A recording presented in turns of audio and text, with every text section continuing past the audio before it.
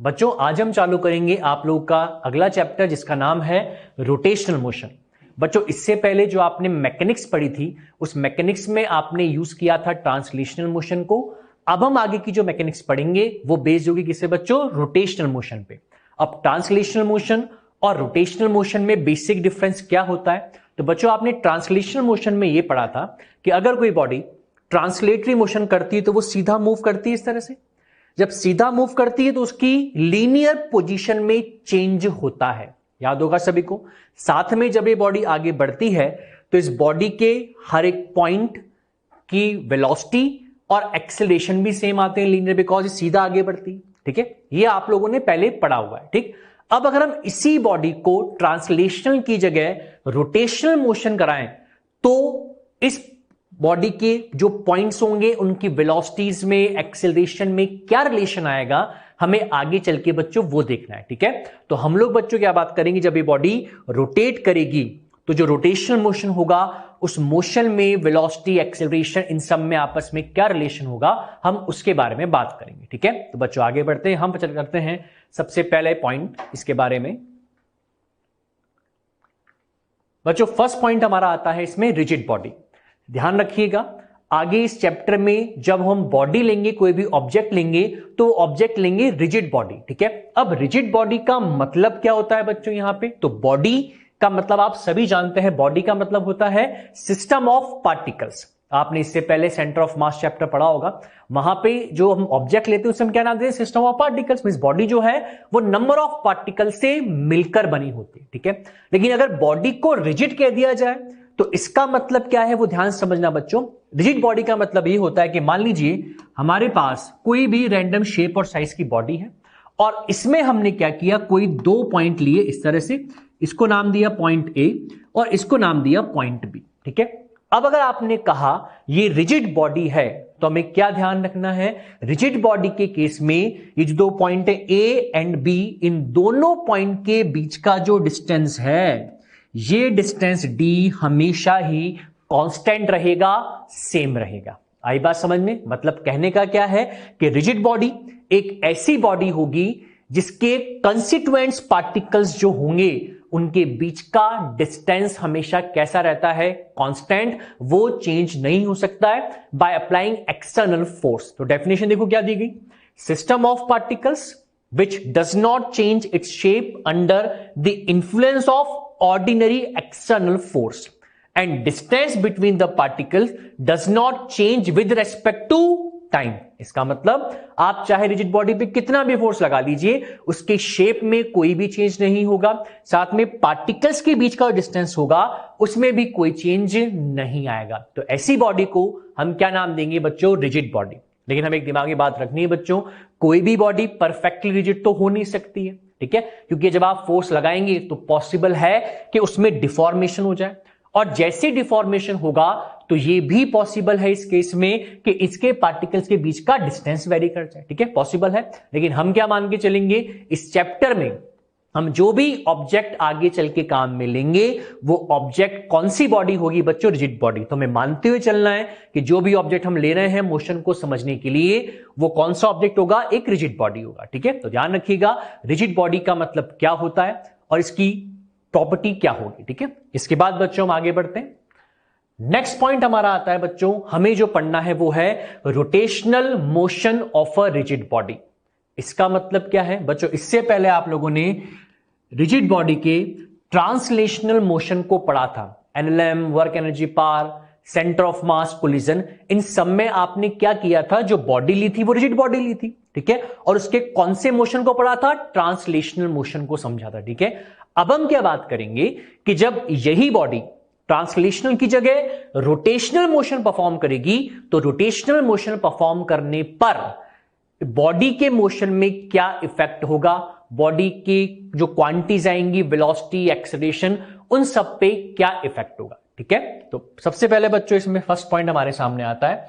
First point है, देखो क्या है, in rotational motion all the particles present on rigid body perform circular motion in a planes parallel to each other. बच्चों क्या कहा गया कि जब कोई बॉडी रोटेशनल मोशन परफॉर्म करेगी तो उस केस में बॉडी पे प्रेजेंट पार्टिकल्स जो हैं वो कौन सा मोशन परफॉर्म करेंगे? Circular motion. ऐसे कैसे करेंगे सर? एग्जांपल के लिए मान लीजिए बॉडी है और इसको आप रोटेट करवाते हैं, इस तरह से रोटेट करवा रहे हैं, ठीक है। अब रोटेट करवाने पर क्या कहा गया कि जो पार्टिकल्स इस बॉडी पे प्रेजेंट हैं वो कौन सा मोशन कर रहे हैं? सर्कुलर। सर ऐसा कैसे पॉसिबल होगा सर्कुलर मोशन? ध्यान से देखना बच्चों, हमारे सामने आता है एक डायग्राम। इस डायग्राम में हमने क्या किया है बच्चों, एक रैंडम शेप और साइज का ऑब्जेक्ट लिया है, ठीक है। ये हमारे पास एक पूरी की पूरी बॉडी है और इस बॉडी पे हमने क्या किया है, 3 पार्टिकल्स, 3 पॉइंट्स मार्क किए हुए हैं, point A, point B and point C, ठीक है। अब हमने क्या किया बच्चों, इस बॉडी को रोटेट करवाया है एंटी क्लॉकवाइज डायरेक्शन में किसी एंगुलर स्पीड ओमेगा से, ठीक है। समझ में आ रहा है? ये क्या शो कर रहा है कि बॉडी रोटेट कर रही है, एंगुलर स्पीड ओमेगा के साथ रोटेट कर रही है, ठीक है। 3 पॉइंट्स ए बी सी लिए। अब बच्चों ध्यान से देखना, जब ये बॉडी रोटेट करेगी तो देख के बताओ, बॉडी के रोटेट करने पर जो पॉइंट ए बी और सी हमने लिए, ये पॉइंट्स कौन सा मोशन परफॉर्म कर रहे हैं? सर्कुलर मोशन परफॉर्म कर रहे हैं। दिखाई दे रहा है सभी को? तो इसका मतलब हुआ क्या कि जब बॉडी रोटेशनल मोशन परफॉर्म करती है तो बॉडी पे प्रेजेंट पार्टिकल्स कौन सा मोशन परफॉर्म करते हैं? सर्कुलर मोशन परफॉर्म करेंगे। क्लियर थी बात? अब सर्कुलर मोशन जब पार्टिकल्स परफॉर्म करेंगे, कैसे करेंगे वो ध्यान से देखना। जब इस कंडीशन में पार्टिकल सर्कुलर मोशन परफॉर्म करेंगे तो साथ में आगे नेक्स्ट पॉइंट हमारे पास क्या होगा, देखने ध्यान से। Centre of all such circles lie on same line which is perpendicular to the plane of motion of particles and this line is known as axis of rotation। बच्चों क्या कहा गया, एक इंपॉर्टेंट टर्म हमारे सामने आई है, कौन सी? Axis of rotation. आप सभी ने इसका नाम सुना हुआ होगा, लेकिन ध्यान रखिएगा एक इंपॉर्टेंट बात बच्चों, जब भी कोई बॉडी रोटेशनल मोशन परफॉर्म करेगी तो आपको उसका एक्सिस ऑफ रोटेशन आइडेंटिफाई करना आना चाहिए, ठीक है। और आइडेंटिफाई करने का तरीका बहुत ही सिंपल है। आप कैसे आइडेंटिफाई करेंगे? ध्यान से देखना, हमें इतना पता है कि जब बॉडी रोटेट करेगी तो बॉडी पे प्रेजेंट पार्टिकल्स कौन सा मोशन परफॉर्म करेंगे? सर्कुलर मोशन परफॉर्म करेंगे, इस तरह से, ठीक। अब जो सर्कल्स यहां पर फॉर्म हो रहे हैं बच्चों, वो जो सर्कल्स दिख रहे हैं, इन सर्कल्स के जो भी सेंटर्स आएंगे, देखो यहां पे पार्टिकल ए के सर्कल का सेंटर ये होगा, बी के सर्कल का सेंटर यहां आएगा, सी के सर्कल का सेंटर यहां आएगा, ठीक है। ये इनके सर्कुलर पाथ की रेडियस होगी, सबकी डिफरेंट डिफरेंट जो भी होगी, ठीक है। अब जो सेंटर्स यहां पे आ रहे हैं बच्चों, ध्यान से देखना, ये सेंटर्स जितने भी सर्कल्स के हैं वो सभी एक ही लाइन पे लाई कर रहे हैं, ठीक है। और जो लाइन हमने बनाई है वो कैसी है? Perpendicular to the plane of motion of particles. मतलब जो पार्टिकल्स का मोशन है कौन सा है? Circular motion. और सर्कुलर मोशन एक प्लेनर मोशन होता है, 2 डायमेंशनल मोशन, ठीक है। तो जो एक्सिस है हमारे पास, लाइन जो आई वो कैसी है? प्लेन ऑफ मोशन के परपेंडिकुलर आई है यहां पे। तो ध्यान रखिएगा, एक्सिस ऑफ रोटेशन को आइडेंटिफाई कैसे किया जाता है कि जब भी कोई बॉडी रोटेट करेगी तो सारे पार्टिकल्स कौन सा मोशन परफॉर्म करेंगे? Circular motion. इस सर्कुलर मोशन में जो सेंटर्स होंगे पार्टिकल्स के सर्कुलर पाथ के, वो एक ही लाइन पे लाई करेंगे। ये जो लाइन होगी ये क्या होगी? इन सभी के सर्कल्स के प्लेन के परपेंडिकुलर होगी और इसी लाइन को बच्चों हम क्या नाम देंगे?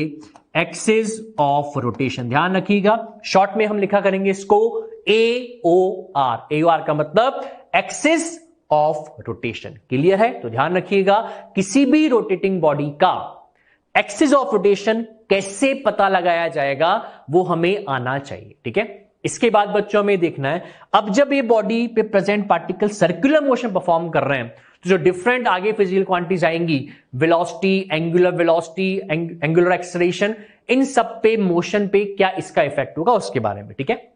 बच्चों नेक्स्ट आते हैं स्पेशल पॉइंट्स कि जब बॉडी रोटेशन मोशन परफॉर्म करेगी एक्सिस के अबाउट तो उस पे कौन कौन सी प्रॉपर्टीज होंगी, ठीक है। बच्चों फर्स्ट पॉइंट क्या आता है, ध्यान से देखना। फर्स्ट पॉइंट है, all the particles present on body have same angular velocity and angular acceleration. बच्चों क्या कहा गया कि जब बॉडी रोटेशनल मोशन परफॉर्म करेगी तो जो पार्टिकल्स होंगे बॉडी पे प्रेजेंट, उन सबकी एंगुलर वेलोसिटी, बच्चों एंगुलर वेलोसिटी को हम रिप्रेजेंट करते हैं किससे? ओमेगा से। और एंगुलर एक्सलेरेशन अल्फा, ये बच्चों ओमेगा और अल्फा हर एक पार्टिकल का कैसा रहेगा? सेम रहेगा, कांस्टेंट होगा। ठीक है, हर एक पार्टिकल का सेम होगा, मींस एक जैसा ही रहेगा, कांस्टेंट होगा। ठीक, अब सेम कैसे हुआ सर? क्या तरीका है समझने का? तो बच्चों एक बहुत सिंपल सा तरीका हमारे पास है। क्या है देखना सभी ध्यान से। ये देखो ध्यान से कि जब ये पार्टिकल रिवॉल्व करेंगे सर्कुलर पाथ में, तो ये बताओ स्टार्ट मोशन स्टार्ट करने से पहले इनके बीच का डिस्टेंस कांस्टेंट होना चाहिए। क्यों? बिकॉज हमने बॉडी कैसी ली है? रिजिड बॉडी ली है। ये डिस्टेंस डी कांस्टेंट होना चाहिए। अब एक बात सोच के बताओ कि अगर मान लेते हैं पार्टिकल ए टी टाइम में, कितने टाइम में? टी टाइम में स्टार्टिंग पॉइंट से रोटेशन चालू करता है, रिवॉल्व होना, वापस यहीं आ जाता है, कितने टाइम में? टी टाइम में। तो बताओ बी पॉइंट को यहां से स्टार्ट करके वापस इसी पॉइंट तक आने में कितना टाइम लगेगा? सेम टाइम लगेगा। मींस दोनों का टाइम पीरियड सेम होगा। सर क्यों सेम होगा? बहुत सिंपल सा तरीका है बच्चों। ये बताओ अगर ये दोनों अलग अलग टाइम पे पहुंचे, मींस ए पार्टिकल पहले पहुंच गया, बी बाद में पहुंचा, तो उस कंडीशन में क्या होगा? इन दोनों के बीच का डिस्टेंस जो डी है वो क्या हो जाएगा? चेंज हो जाएगा। ठीक है, हमें इनके बीच का डिस्टेंस सेम रखना है, कांस्टेंट। तो उस कंडीशन के लिए क्या जरूरी होना चाहिए कि दोनों पार्टिकल्स का टाइम पीरियड सेम होना चाहिए। मींस जितने टाइम में ए रिवॉल्व करके अपने इनिशियल पॉइंट पे आएगा, उतने ही टाइम में बी को भी रिवॉल्व करके वापस से इनिशियल पोजीशन पे आना होगा। It means time period same. क्या कहा गया भाई? यहां पर इनका टाइम पीरियड क्या आ गया बच्चों? सबका सेम आ जाएगा। यहां पे इनका टाइम पीरियड सेम हो गया। अब हमने बच्चों रिलेशन पढ़ा था, पहले रिलेशन हमने पढ़ा था क्या? ओमेगा इक्वल्स टू कितना होता है? 2 पाई बाई टी होता है। ठीक है, omega equals to 2 pi by T हो जाएगा। टी क्या है? Time period. Omega angular velocity होती है। अभी बताओ 2 पाई कांस्टेंट, टी भी कांस्टेंट हो गया सेम सभी पार्टिकल्स के लिए, तो हर एक पार्टिकल का ओमेगा भी क्या हो जाएगा? सेम। इसका मतलब यहां हमने क्या प्रूफ कर दिया कि जब बॉडी रोटेट करती है तो बॉडी पे जो पार्टिकल्स प्रेजेंट होते हैं उन सभी की एंगुलर वेलोसिटी क्या रहती है? सेम होती है। ठीक है, अब एंगुलर वेलोसिटी सेम हो गई। अब बात आती है एंगुलर एक्सेलरेशन कि सर एंगुलर एक्सेलरेशन हमने कैसे सेम किया यहां पे? तो बताओ अगर आप इसको रोटेट करवा रहे हैं और आप इसकी स्पीड बढ़ाते हैं, स्पीड बढ़ाने का मतलब आप ओमेगा इंक्रीज कर रहे हैं। ओमेगा जब इंक्रीज होगा तो एंगुलर एक्सेलरेशन अल्फा आएगा। ठीक है, तो हमें चेक करना है क्या सबकी स्पीड सेम रेट से इंक्रीज हो रही है? क्योंकि because rate of change of angular velocity क्या कहलाता है? एंगुलर एक्सेलरेशन कहलाता है। एग्जाम्पल के लिए मान के चलते हैं कि मान लीजिए हमने एग्जाम्पल लिया किसका? फैन का। ठीक है, बस जो फैन इनिशियली रेस्ट में होता है, आप स्विच ऑन करते हो, स्विच ऑन करने पर फैन रोटेट करना स्टार्ट करता है। जैसे ही फैन रोटेशन स्टार्ट करता है तो ये बताओ फैन पे प्रेजेंट जितनी भी ब्लेड्स होती हैं उन सबका ओमेगा सेम होता है। फाइनल में सब सेम एंगुलर स्पीड से रोटेट करती है। जैसे आप स्पीड इंक्रीज करते हो तो सबका ओमेगा एक साथ बढ़ता है सेम रेट से। इसका मतलब हर एक पॉइंट का एंगुलर एक्सेलरेशन भी क्या हो गया? सेम। तो क्या ध्यान रखना है, जब कोई भी बॉडी रोटेशनल मोशन परफॉर्म करती है तो उस बॉडी पे प्रेजेंट जितने भी पार्टिकल्स होते हैं उन सबका ओमेगा और अल्फा क्या रहता है? सेम रहता है। क्लियर थी बात? अब ओमेगा अल्फा सेम हो गया। आगे अगर बात करें तो क्या लिख रहा है? But different linear velocity and linear acceleration. बच्चों क्या कहा गया था? एंगुलर वेलोसिटी और एंगुलर एक्सेलरेशन तो कैसे रहते हैं? सेम रहेंगे, लेकिन linear velocity and linear acceleration कैसा रहेगा? डिफरेंट होगा। सर डिफरेंट कैसे होगा? तो उसके लिए बात करते हैं। हमने पहले रिलेशन पढ़ा है। हमने क्या पढ़ा है बच्चों? मान लेते हैं जब ये पार्टिकल ए, बी और सी रिवॉल्व करेंगे सर्कुलर पाथ में, देखो इनकी वेलोसिटी कैसी होगी? हर पॉइंट पे टेंजेंशियल होगी। इसकी मान लेते हैं वेलोसिटी कुछ v1, बी पॉइंट वाले की वेलोसिटी मान लेते हैं v2 मान लेते हैं, इसकी वेलोसिटी मान लेते हैं v3 मान लेते हैं। ठीक है, हर एक पार्टिकल के सर्कल की रेडियस जो आ रही है बच्चों डिफरेंट डिफरेंट दिखाई दे रही है। इसको मान लेते हैं r1, इसको मान लेते हैं R2 और इसको मान लेते हैं हम R3, ठीक है। अब हमें क्या पता है, अगर हमें किसी भी पार्टिकल के सर्कुलर पाथ की रेडियस पता हो और उसकी एंगुलर स्पीड ओमेगा पता हो, तो हम उस पार्टिकल की लीनियर वेलोसिटी निकाल सकते हैं बच्चों। किस रिलेशन से? Relation v equals to omega R से। हम सभी ने पढ़ा है सर्कुलर मोशन में relation between linear speed, angular speed and radius कितना होता है? v equals to omega R आता है हमारे पास, ठीक है। v equals to omega R आ जाएगा, ठीक। अभी बताओ यहां पे बच्चों जो ओमेगा है वो ओमेगा कैसी क्वांटिटी है? कांस्टेंट, सेम, हर एक पार्टिकल का ओमेगा सेम है, तो हम यहां लिख देते हैं ओमेगा कांस्टेंट। बच्चों जैसे ही ओमेगा को कांस्टेंट करेंगे तो बताओ ओमेगा हटाएंगे, कांस्टेंट है तो v प्रोपोर्शनल टू क्या आ जाएगा? r। v proportional to r का मतलब क्या है? जो पार्टिकल्स हैं उनकी जो लीनियर स्पीड होगी वो किस पे डिपेंड करेगी? उनके पाथ की रेडियस पे। बच्चों देख के बताओ, हर एक पार्टिकल के पाथ की रेडियस सेम और डिफरेंट, तो हर एक पार्टिकल की स्पीड भी कैसी होगी? डिफरेंट। इसका मतलब क्या होगा? जब बॉडी रोटेशनल मोशन करेगी तो बॉडी पे प्रेजेंट हर एक पार्टिकल का एंगुलर स्पीड ओमेगा तो सेम होता है, लेकिन लीनियर स्पीड v डिफरेंट होगा। और v किस पे डिपेंड करेगा? r पे। बच्चों जिनका r ज्यादा होगा, जिन पार्टिकल के सर्कुलर पाथ की रेडियस ज्यादा होगी उनकी लीनियर स्पीड भी ज्यादा होगी, और जिनकी रेडियस कम होगी उनकी स्पीड भी कम होगी। एग्जाम्पल के लिए क्वेश्चन बनता है कि जब अगर अर्थ को हम एज अ अर्थ की बात करें और अर्थ अपने एक्सिस के अबाउट क्या कर रही है? रोटेट कर रही है, तो पूछा ही जाता है कि जितने भी पार्टिकल्स अर्थ की सरफेस पे प्रेजेंट होंगे उन सभी पार्टिकल्स का ओमेगा तो सेम होगा। क्या v सेम होगा? क्या नहीं, v सेम क्यों नहीं होगा? कि जो पार्टिकल्स होंगे उनका एक्सिस से डिस्टेंस सबका अलग अलग होगा। डिस्टेंस अलग होने का मतलब r डिफरेंट, और जैसे r डिफरेंट होगा तो v की वैल्यू भी क्या आएगी? डिफरेंट आएगी। तो ध्यान रखिएगा, हर एक पार्टिकल का ओमेगा तो सेम होगा लेकिन v डिफरेंट होगा, ठीक। तो ये बात हो गई किसके बारे में? लीनियर वेलोसिटी के बारे में। अब बात करते हैं किसके बारे में? लीनियर एक्सेलरेशन के बारे में। बच्चों लीनियर एक्सेलरेशन मींस ए वेक्टर होता है लीनियर एक्सेलरेशन, ठीक। अब लीनियर एक्सेलरेशन के बारे में कैसे बात करें तो देखो ध्यान से, यहां पर हम क्या देख रहे हैं कि जो पार्टिकल्स हैं वो कौन सा मोशन परफॉर्म कर रहे हैं? Circular motion. और हमने सर्कुलर मोशन में पढ़ा था जब कोई भी ऑब्जेक्ट या पार्टिकल सर्कुलर मोशन परफॉर्म करता है तो जो लीनियर एक्सेलरेशन होता है उसके दो कंपोनेंट होते हैं, एक एटी वेक्टर एंड दूसरा एसीपी वेक्टर। बच्चों एटी वेक्टर किसको रिप्रेजेंट करता है? टेंजेंशियल एक्सेलरेशन को, और एसीपी वेक्टर किसको रिप्रेजेंट करता है? सेंट्रीपिटल एक्सेलरेशन को। तो ध्यान रखिएगा यहां जो ए नेट हमारे पास आया ये होता है नेट लीनियर एक्सेलरेशन, और इसके दो कंपोनेंट हो गए एटी और एसीपी हो गया। अब अगर हम यहां पे बात करें किसके बारे में बच्चों?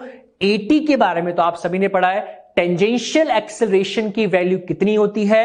Eighty equals to alpha R. याद है सभी को? बच्चों यहां पे अल्फा क्या है? एंगुलर एक्सेलरेशन, और अल्फा हमने पहले ही पढ़ लिया, अल्फा कैसा रहेगा? कांस्टेंट है। ये बताओ अगर अल्फा कांस्टेंट है तो अल्फा को यहां से हटाया जाए तो एटी प्रोपोर्शनल टू किसके आ जाएगा? आर के। इसका मतलब क्या हुआ? अगेन वही चीज कि जो टेंजेंशियल एक्सेलरेशन है हर एक पार्टिकल का वो भी किस पे डिपेंड कर रहा है? पार्टिकल्स के सर्कुलर पाथ की रेडियस पे। सबका आर डिफरेंट है तो सबका एटी भी डिफरेंट आएगा। मींस नेट एक्सेलरेशन में हर एक पार्टिकल का जो एटी होगा टेंजेंशियल एक्सेलरेशन वो कैसा आएगा? डिफरेंट होगा, ठीक। अब अगर बात करें किसके बारे में बच्चों? एसीपी के बारे में। एसीपी आप सभी ने पढ़ा है, बहुत ज्यादा काम में भी लिया है हमने। Centripetal acceleration must required in a circular motion, पढ़ा है सभी ने। अब सेंट्रीपिटल एक्सेलरेशन की वैल्यू क्या पढ़ी थी हमने? Omega square R. जानते हो सभी? बच्चों बताओ अगेन, ये ओमेगा यहां कैसी क्वांटिटी है? कांस्टेंट। कांस्टेंट हटाएंगे प्रोपोर्शनलिटी आएगी, तो एसीपी प्रोपोर्शनल टू किसके आएगा? आर के, ठीक है। अब एसी प्रोपोर्शनल टू आर का मतलब अगेन वही रिजल्ट निकल के आया कि पार्टिकल्स का जो सेंट्रीपिटल एक्सेलरेशन होगा वो भी उनके सर्कुलर पाथ की रेडियस पे डिपेंड करेगा। रेडियस ज्यादा होगी तो एसीपी भी ज्यादा आएगा, रेडियस कम होगी तो एसीपी भी कम आएगा, ठीक है। तो बच्चों यहां से हमने क्या चेक कर लिया कि जब भी कोई बॉडी रोटेशन मोशन परफॉर्म करेगी, तो रोटेशन मोशन परफॉर्म करने के केस में क्या होगा, बॉडी पे जो भी पार्टिकल्स प्रेजेंट हैं उन सभी पार्टिकल्स का ओमेगा और अल्फा तो क्या होगा बच्चों, सेम आएगा, लेकिन जो v मतलब लीनियर वेलोसिटी जो होगी और लीनियर एक्सेलरेशन वो क्या होंगे, डिफरेंट आएंगे। ये किस पे डिपेंड करेगा, सर्कुलर पाथ की रेडियस पे डिपेंड करेगा। साथ में ध्यान रखना, नेट एक्सेलरेशन की बात करेंगे तो दो component eighty vector and ACB vector जो हम लोगों ने पहले पढ़े हुए, ठीक है। आगे बात करें बच्चों, तो नेक्स्ट पॉइंट क्या आता है, ध्यान से समझना। नेक्स्ट पॉइंट एक और काम का बात है क्या, कि axis of rotation can be present inside और आउटसाइड द बॉडी।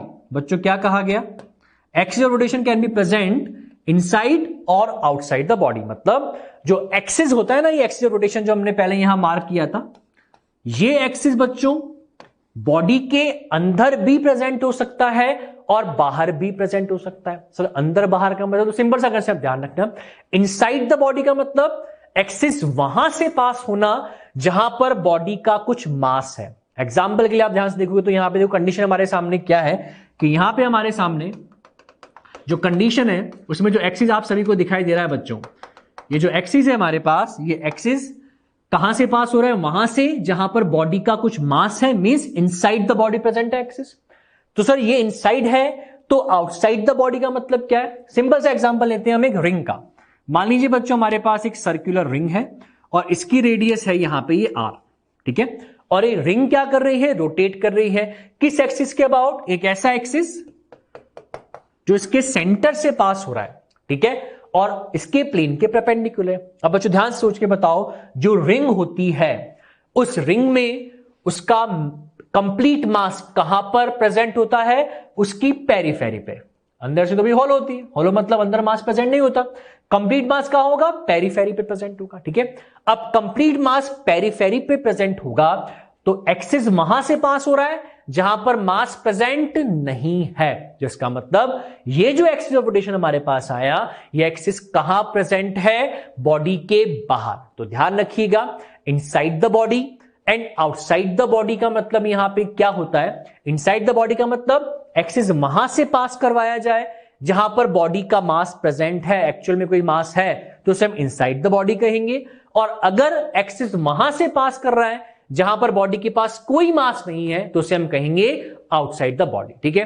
अब इसको लेकर बच्चों एक और इंपॉर्टेंट पॉइंट बनता है। नेक्स्ट पॉइंट देखो हमारे सामने क्या है, पॉइंट ये है हमारे सामने कि when axis of rotation is outside the body then all the particles present on body performs circular motion.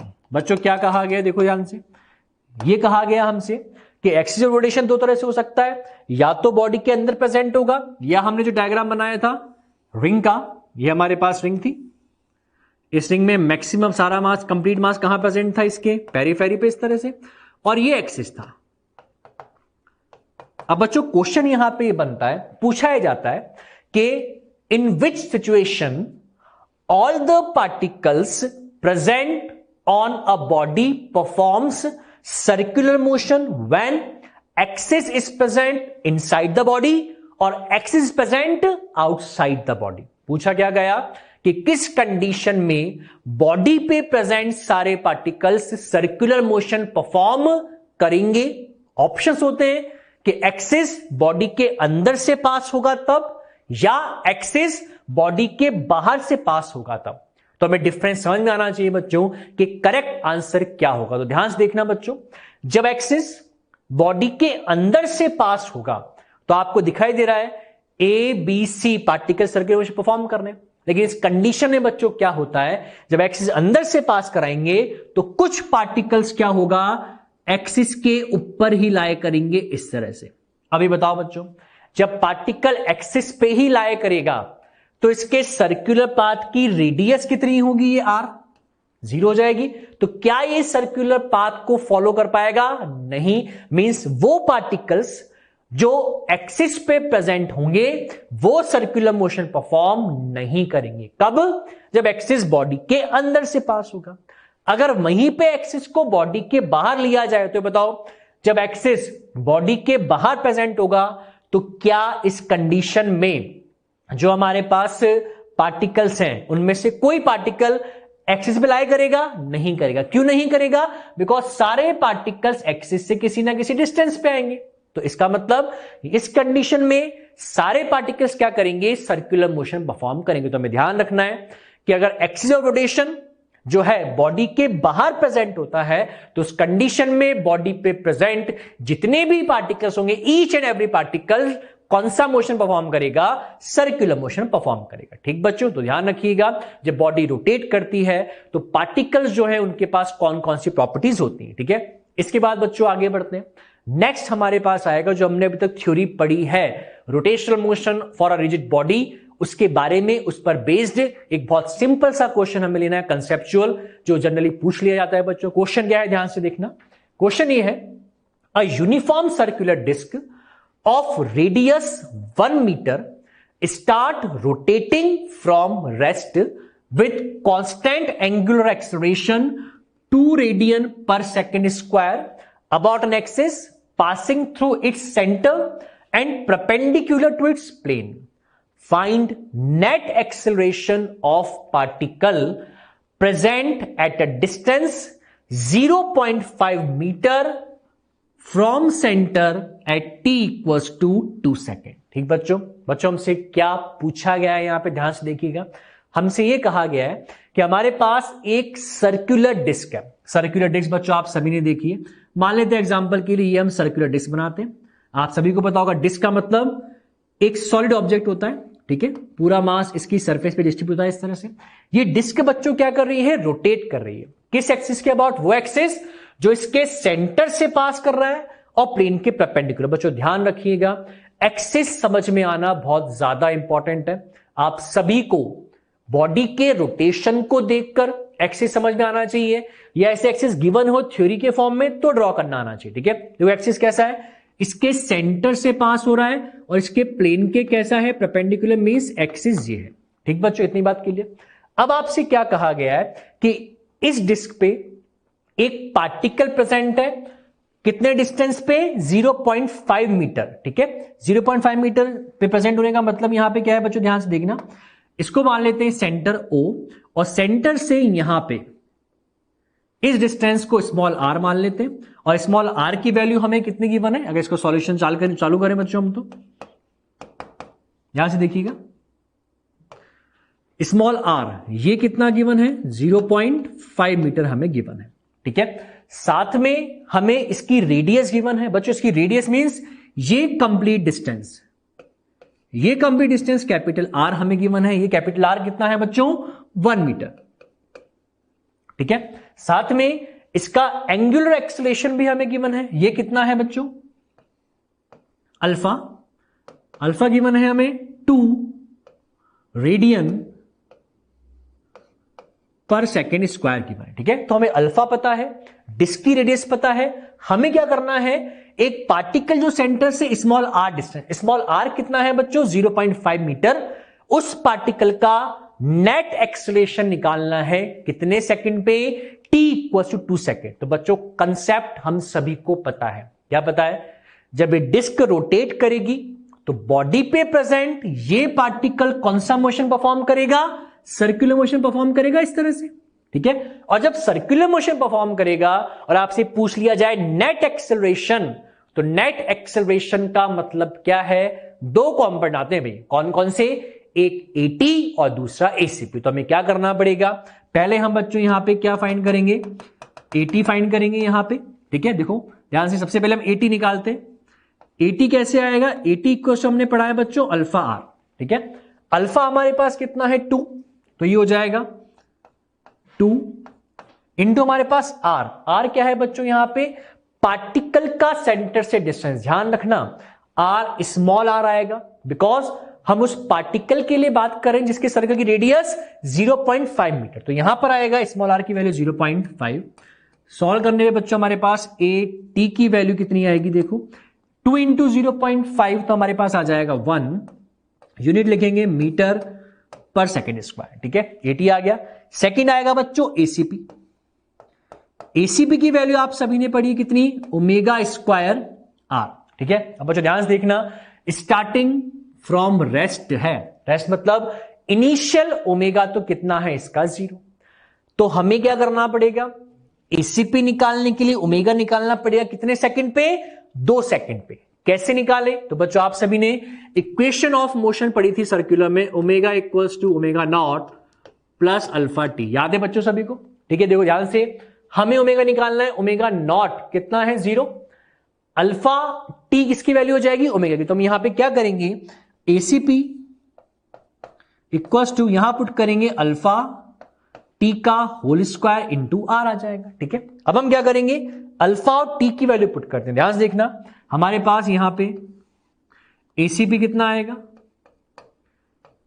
ACP equals to हमारे पास आएगा अल्फा इंटू टी का होल स्क्वायर। बच्चों अल्फा कितना है हमारे पास 2, टाइम भी कितना है 2, इसका whole square into radius of circular path for particle कितना है 0.5, तो ये हो गया 0.5 मीटर। ठीक है, तो बच्चों यहां से सेंट्रीपिटल एक्सेलरेशन की वैल्यू देखो, 2 इंटू 2 कितना हो जाएगा 4, 4 का स्क्वायर 16, 16 इंटू 0.5 आ जाएगा 8 मीटर पर सेकेंड स्क्वायर। ठीक है, तो बच्चों हमारे पास एसीपी आ गया, एसीपी और एटी दोनों आ गए, एटी तो आ गया 1 मीटर पर सेकेंड स्क्वायर और एसीपी आ गया 8 मीटर पर सेकेंड स्क्वायर। हमें क्या फाइंड करना है, नेट एक्सेलरेशन फाइंड करना है, और नेट एक्सेलरेशन आप सभी अच्छे से निकालना जानते हैं बच्चों। ये बताइए, जो एटी और एसीपी होता है इस कंडीशन में देखना, एटी तो किस डायरेक्शन में होगा बच्चों, टेंजेंशियल, और एसीपी टुवर्ड सेंटर बनेगा इस तरह से। तो एटी और एसीपी परपेंडिकुलर है, तो इनका नेट रिजल्ट। तो अपनी खूबियां ढूंढ, कमियां निकालने के लिए तो लोग है ना, सपने देखने हैं तो ऊंचे देख, क्योंकि नीचा दिखाने के लिए तो लोग है ना, रखना है कदम तो आगे रख, क्योंकि पीछे खींचने के लिए तो लोग है ना, बनानी है अपनी पहचान तो बना, क्योंकि भीड़ में चलने के लिए तो लोग है ना, तू कुछ करके तो दिखा, तालियां बजाने के लिए तो लोग है ना।